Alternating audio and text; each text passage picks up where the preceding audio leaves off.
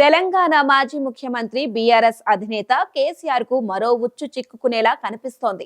ఇప్పటికే ఆయన పలు ప్రాజెక్టులకు సంబంధించిన అవినీతి ఆరోపణల కేసుల్లో చిక్కుకున్నారు.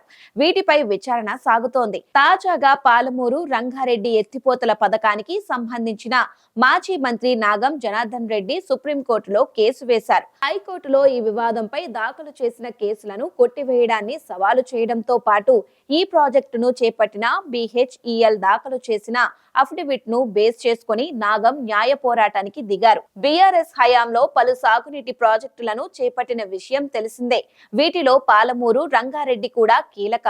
పాలమూరు ప్రజలకు సాగు, తాగునీటి అవసరాలను తీర్చేందుకు సంకల్పించిన ఈ ప్రాజెక్టులో అవినీతి ఆరోపణలు రాజుకున్నాయి. పనులు చేపట్టినా తమకు బిల్లులు ఇవ్వడం లేదని సంస్థ BHEL కూడా కోర్టులో అఫిడవిట్ వేసింది. దీనిపై గతంలో విచారణ చేసిన హైకోర్టు రాజకీయ కారణాలతోనే వీటిని వేసినట్లుగా భావించి కొట్టివేసింది. నాగం తాజాగా సుప్రీంకోర్టులో కేసు వేశారు. వీటిని విచారించిన సుప్రీంకోర్టు ఇరుపక్షాల వాదనలు నమోదు చేసింది.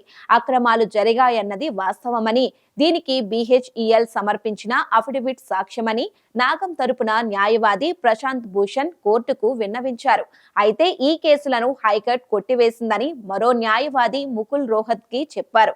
అయితే ఈ కేసులో పూర్వపరాలు బలంగా ఉన్నాయని సుప్రీంకోర్టు వ్యాఖ్యానించింది. నాగం దాఖలు చేసిన రిజైండర్ సహా అన్ని పిటిషన్లు విచారణకు తీసుకుంటున్నట్లు కోర్టు స్పష్టం చేసింది.